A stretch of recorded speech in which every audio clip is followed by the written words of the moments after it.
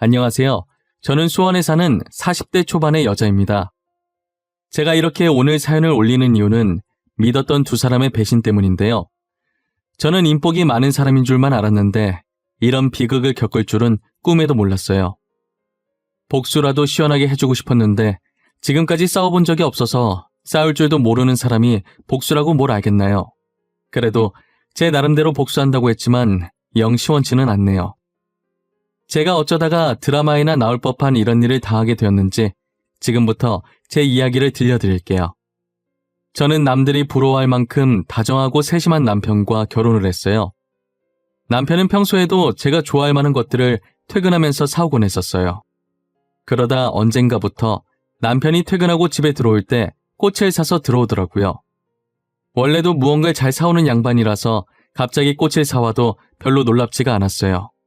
그래도 저도 여자였는지 꽃을 받으니까 기분은 좋아지더라고요. 생화라 그런지 꽃에 나는 향기도 너무 좋았어요. 하지만 이것도 하루 이틀은 좋았는데 자주 사오다 보니까 꽃을 처리하기가 힘들더라고요. 꽃병에 꽂아두기도 하고 책갈피를 만들어 보기도 하고 이쁘게 말려서 드라이 플라워를 만들어 보기도 하고 꽃으로 만들 수 있는 건 다 만들어 본 것 같아요. 이제 제가 더 이상 꽃 안 사와도 된다고 나중에 치우는 것도 다 일이라고 말했는데 남편은 아랑곳하지 않고 꽃을 계속 사오더라고요. 이쯤 되니 저도 그냥 자기가 좋아서 사오는 건가 싶은 생각이 들었어요. 저는 평소 집에 올 때 주변을 둘러보지 않고 앞만 보고 직진하는 스타일이에요. 그러다가 어느 날 퇴근길에 주변을 둘러보게 되었는데 못 보던 꽃집이 있더라고요. 밖에서 꽃집 안을 살짝 둘러보고 있는데 가게 안에 절친한 친구가 있었어요. 저는 반가운 마음에 들어가서 수다를 떨기 시작했어요. 야, 뭐야? 너가 왜 여기 있어? 꽃집 차릴 거라더니 여기에 차린 거야? 언제부터 한 거야? 왜 나한테 말 안 했어? 시연아, 이게 얼마만이야? 나 아직 가오픈한 거라서 정식 오픈하게 되면 너한테 말하려고 했지. 나 이제 가오픈 2주차야. 3주차 되면 정식으로 오픈하려고. 그렇구나. 정식 오픈하면 내가 꽃다발이라도 하나 사러 올게. 지금 남편이 꽃을 하도 사와서 집이 꽃밭이야. 아참, 너네 남편 요즘 꽃 사러 자주 오던데 그것도 너한테 말해줘야지 하다가 퇴근 준비만 하면 까먹어서 말을 못했어. 아, 여기서 산 거였어?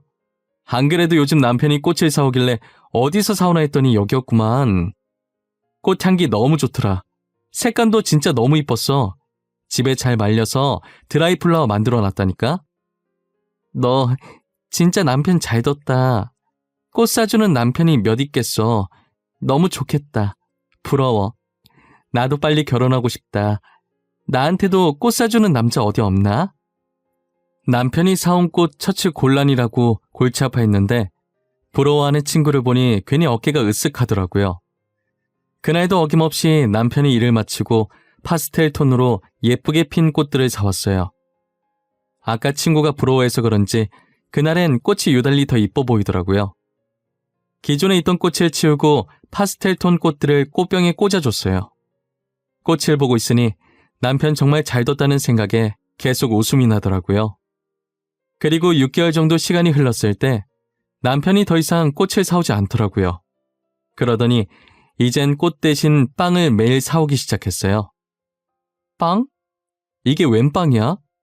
내가 빵을 좋아하긴 하는데 이 근처에 빵집 없을 텐데. 어디서 났어? 회사 근처에서 사서 여기까지 들고 온 거야? 아니, 우리 집 앞에 빵집이 새로 생겼던데 그래서 한번 사와봤어. 당신 빵 되게 좋아하잖아. 한번 먹어봐. 나도 시식해봤는데 촉촉하니 맛있었어. 집 앞에 빵집이 생겼다고? 나 빵 좋아하는데 잘됐다. 이제 10분 걸어서 안 가도 되겠네? 내일부터 내가 그 빵집 다 털어주겠어. 저는 빵집이 생겼다는 남편의 말을 듣고 다음날 빵을 사러 갔더니 친구가 카운터에 서 있었어요. 혜인아, 너 꽃집은 어쩌고 여기서 일하고 있어? 이제 꽃집은 안 하기로 한 거야? 응, 꽃집 자리가 별로였는지 찾는 사람들도 잘 없고 장사가 안 되더라고. 그런데 여기 빵집이 없길래 자리 조금 옮겨서 빵집 오픈했어. 잘 생각했어. 너무 잘했다, 진짜. 여기서 빵집 가려고 하면 10분 정도 걸어야 됐거든. 나 학교 다닐 때 별명 빵순이었잖아. 빵 사러 갈 때마다 진짜 힘들었어. 빵집 하길 잘했네. 자주 사러 와. 내가 서비스로 빵 몇 개 더 넣어줄게. 온전히 내 개인 가게라서 마음대로 해도 되거든. 오, 친구 찬스. 너무 좋다. 근데 내가 사러 오는 일 주말 말곤 거의 없을걸? 아마 남편이 퇴근하면서 사다 줄 거야. 우리 남편 보이면 서비스 줘야 한다. 알겠지? 알겠어. 안 그래도 어제 왔길래 서비스로 몇 개 더 넣어줬어. 진짜 부럽다, 지집애. 결혼 하나는 잘했다니까. 제가 말했던 것처럼 남편은 퇴근할 때마다 양손 가득 빵을 사왔어요. 그러다가 아파트 주민 사이에서 이상한 소문이 돌기 시작했어요. 그 얘기 들었는가? 아니 왜 있잖여. 백일동에 사는 멀끔하게 생긴 남자 말이여. 그 남자랑 요 앞에 빵집 사장이랑 사귄다던데 얘기 못 들었는가? 에? 그 키 크고 훤칠한 남자 말씀하시는 거예요? 그 남자 유부남 아닌가? 제가 전에 와이프로 보이는 사람이랑 같이 나가는 거 봤는데. 결혼을 했어? 근데 왜 그런 소문이 났을까? 둘이 아주 깨가 쏟아진다던디. 남자 퇴근하면 항상 빵집에 들러서 둘이서 그렇게 좋아 죽는다고 하더라고. 진짜요? 누가 그래요? 직접 본 사람 있어요? 솔직히 소문이 괜히 나는 게 아니잖아요. 누군가는 봤으니까 소문이 났겠지. 안 그래요? 그게 우리 딸이 집에 오는 길에 봤다지. 요즘 하도 밤에 출출해서 퇴근하고 오는 길에 밤에 먹을 빵을 사러 갔는데 손님 들어온 줄도 모르고 깨를 볶고 있었더라니까. 바로 이상한 소문의 주인공이 저희 남편과 제 친구였는데요. 제 남편과 제 친구가 사귄다는 소문이 조금씩 나기 시작하더니 곧이어 아파트 전체에 퍼지기 시작했어요. 소문이라는 게 진실이든 아니든 한 번 터지면 순식간에 확산되잖아요. 진실일지 헛소문일지 모를 저 이야기가 제 귀에 들어오기까지 얼마 걸리지 않았어요. 저는 처음 그 소문을 들었을 때 무슨 헛소문을 이렇게 요란하게 퍼뜨리나 생각했어요. 아무리 제가 집 밖을 잘 안 나온다지만 남편이 유부남인 걸 모르는 사람이 있는 건가 싶었죠. 처음엔 그 소문을 남의 일이라고 막 떠들어대는 주민들이 꼴보기 싫었어요. 제가 아는 남편과 친구는 절대로 그런 짓을 할 사람들이 아니었거든요. 그런데 아니 땐 굴뚝에 연기가 날까요? 그러다 주민들이 하는 말을 어쩌다가 듣게 되었는데 애정행각하는 모습을 직접 봤다는 얘기도 들었어요. 이대로 가만히 듣고만 있으면 안 되겠다는 생각이 들었어요. 저는 그 소문이 진실일지도 모른다는 생각에 소문의 출처를 알아보기 시작했습니다. 저는 남편의 퇴근 시간에 맞춰서 빵집 근처에서 기다리고 있었어요. 멀리서 퇴근 중인 남편의 실루엣이 제 쪽으로 다가오고 있는 게 보이더라고요. 저는 재빨리 몸을 숨기고 남편이 친구 빵집으로 들어가는 것을 보았어요. 저는 그때부터 모자를 눌러 쓴 채로 손님인 척 들어가서 영상을 찍기 시작했어요. 그런데 소문의 말처럼 제가 들어온 줄도 모르고 둘만의 세상에 갇혀 있더라고요. 친구는 엄청 자연스럽게 남편에게 말을 놓고 있었어요. 그리고는 친구가 남편을 부르는 호칭을 듣고 저는 조용히 입을 막았습니다. 친구는 남편을 자기라고 부르고 남편은 친구에게 여보라고 부르고 있더라고요. 오늘 새로 만든 빵이라면서 친구가 남편 입에 빵을 넣어주는데 정말 모르는 사람들이 보면 저 둘이 신혼부부인 줄 알 정도겠더라고요. 역시 소문은 괜히 도는 게 아니었어요. 저는 제 눈으로 애정행각하는 둘을 더는 볼 수가 없을 것 같아서 그 뒤로 조용히 빵집을 빠져나왔어요. 집으로 돌아온 저는 남편을 어떻게 해야 할지 고민하고 있었어요. 그와 동시에 당장 집에 들어오는 남편을 어찌 마주해야 할까도 고민했죠. 일단은 남편이 들어오면 아무렇지 않은 척 하기로 결정했어요. 곧이어 도어락 여는 소리가 들리더니 어김없이 빵을 사들고 왔더라고요. 그런 남편의 모습을 보고 아까 본 장면이 생각나 화가 났지만 일단 참았습니다. 저는 남편에게 아무것도 모르는 척 소문에 관해 이야기하기 시작했어요. 당신 그 얘기 들었어? 지금 우리 아파트에 돌고 있는 소문 말이야. 나 참, 내가 그거 듣고 얼마나 어이가 없던지. 소문? 난 전혀 들은 게 없는데. 아파트에 무슨 소문이 났어? 내가 아파트에 친한 사람이 없어서 소문 같은 것도 못 들어봤네. 나도 친한 사람 없는데 지나가다가 들은 거야. 아니 글쎄, 당신이랑 혜인이가 사귄다잖아. 내가 당신 와이프인데 누가 누구랑 사귄다는 거야 진짜? 너무 어이없지 않아? 어? 진짜 어이없네. 내가 누구랑 사귄다고? 하, 다들 무슨 말 같지도 않은 소리를 하는 거야. 진짜 헛소문이네. 도대체 누가 그런 소문을 내고 다니는 거야? 아니 그리고 나한테 누가 어이없는 영상도 보내주더라고. 근데 나는 그런 거 안 믿어서 바로 삭제했어. 이 영상? 어떤 영상이었는데? 소문 진짜라면서 누가 당신한테 영상 보내준 거야?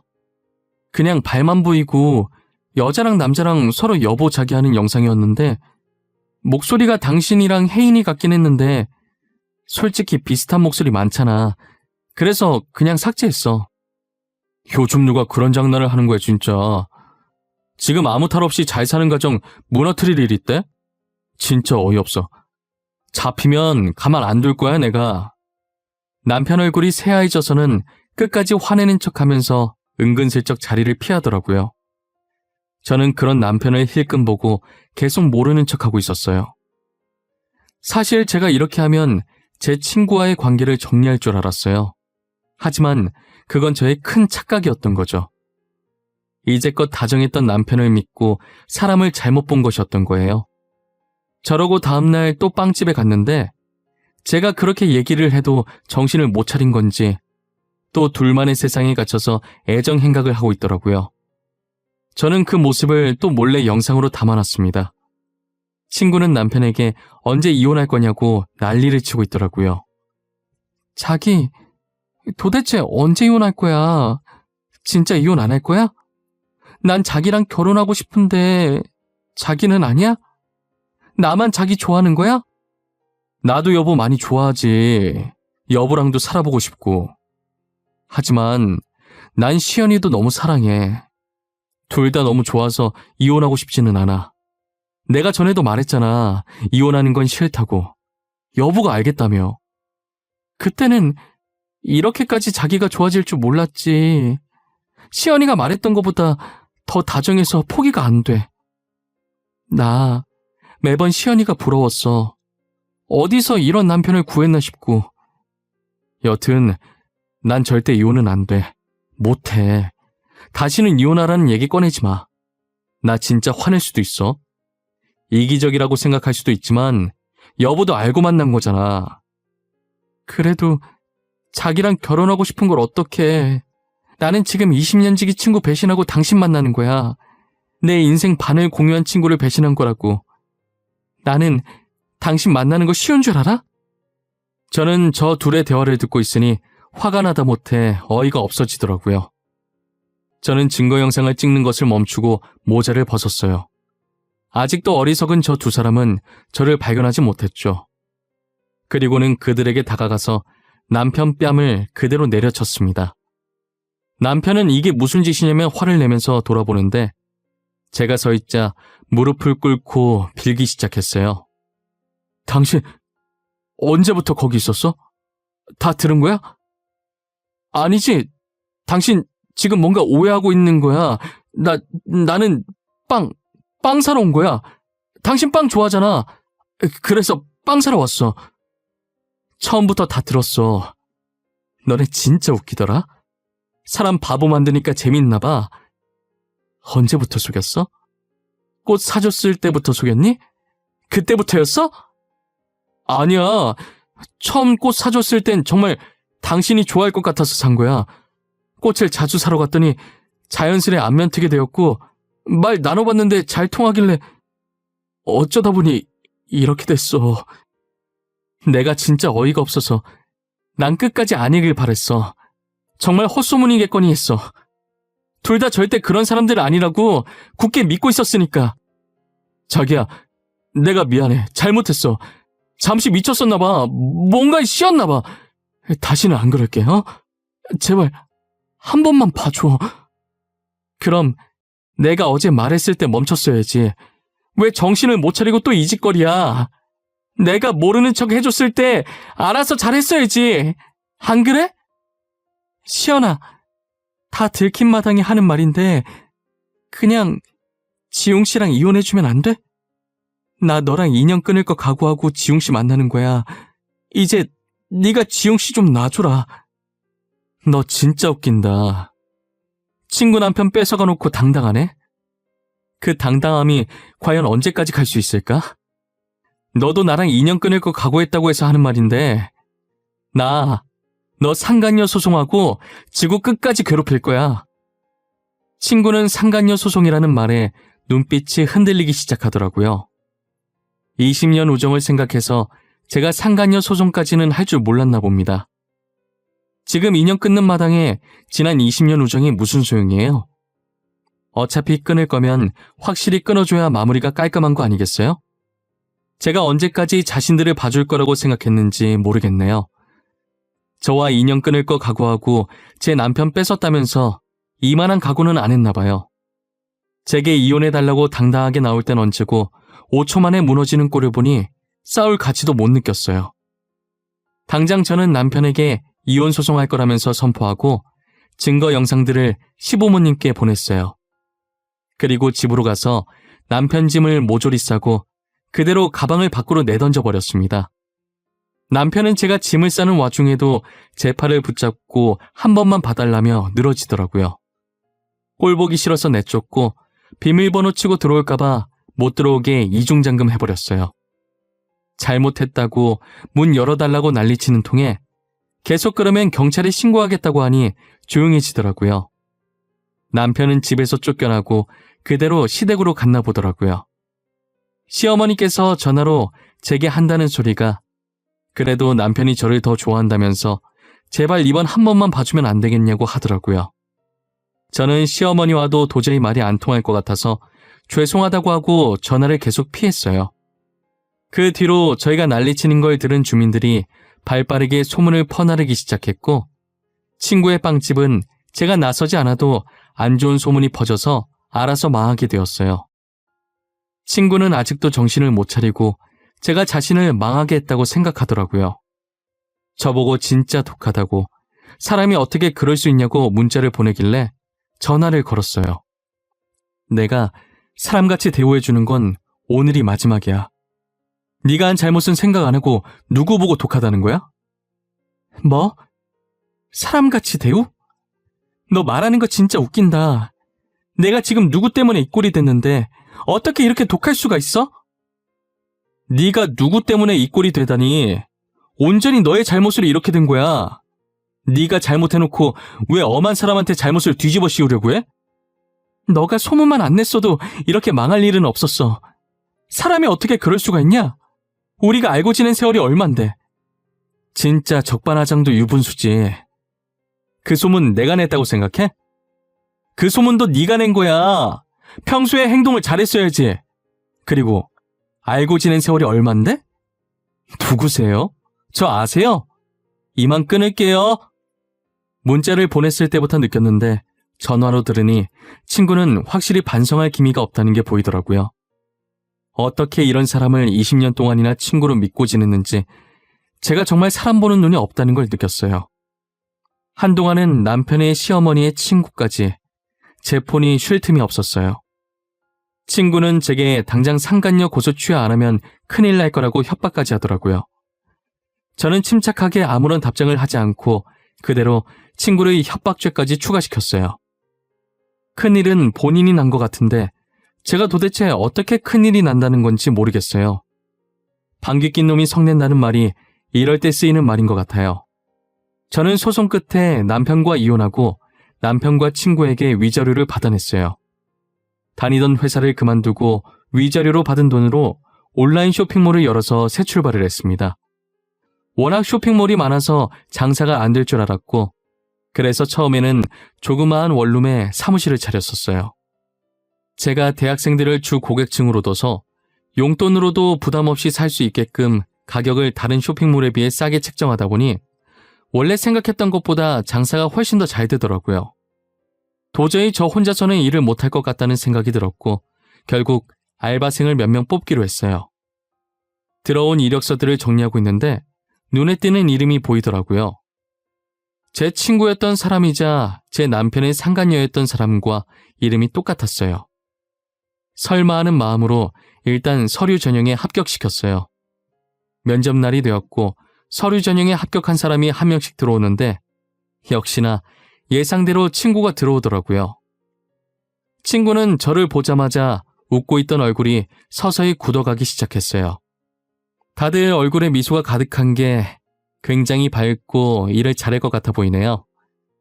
그런데 서혜인 씨는 표정이 왜 그런 거죠? 무슨 안 좋은 일이라도 있으신가 봐요? 아닙니다. 제가 원래는 정말 잘 웃는 편인데 긴장을 너무 많이 해서 그런 것 같습니다. 죄송합니다. 아니에요. 죄송할 거 전혀 없어요. 긴장하다 보면 그럴 수도 있죠. 그래도 면접인데 억지로라도 웃어야 되지 않겠어요? 다른 분들은 웃는 게 쉬워서 웃고 계신 게 아닐 텐데요. 살짝 날이 서 있는 제 말에 서로 눈치를 보며 면접장 분위기는 순식간에 살얼음판이 되었어요. 하지만 제가 곧바로 다른 지원자분들에겐 상냥하게 이것저것 하나하나 질문하니 지원자들도 제가 하는 질문에 또박또박 웃으면서 대답을 하더라고요. 친구에게는 질문을 단 하나도 하지 않았고 눈길조차 주지 않았습니다. 면접이 거의 끝나갈 때쯤 친구 표정은 누가 살짝만 건드려도 울 것 같더라고요. 그리고 처음이자 마지막으로 친구에게 질문을 하나 던졌습니다. 자, 마지막으로 서혜인 씨는 잘하는 게 무엇인가요? 분명 잘하는 게 하나 있을 텐데 말이에요. 그죠? 저는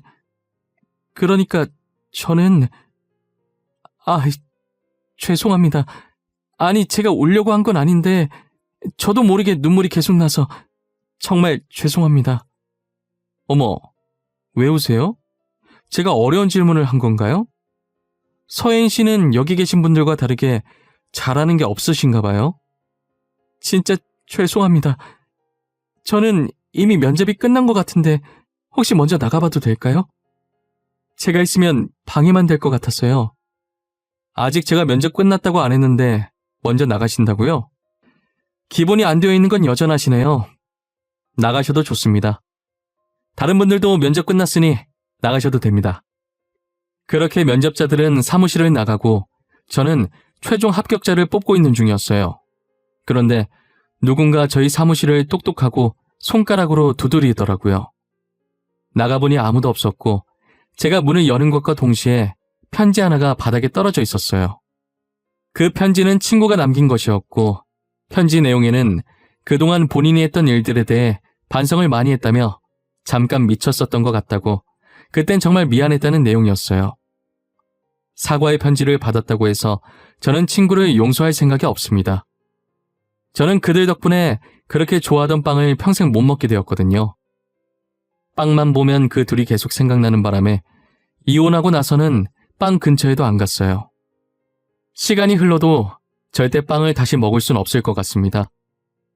이제는 근처에도 못 가는 빵처럼 그들도 용서할 수 없을 것 같아요. 저는 이 일을 겪고 나서 2번 다시는 사람을 믿지 않으려고 합니다. 여러분들도 혹시 믿었던 사람들에게 배신당한 적이 있으신가요? 배신을 당한 적이 있으시다면 어떻게 대처를 하셨나요?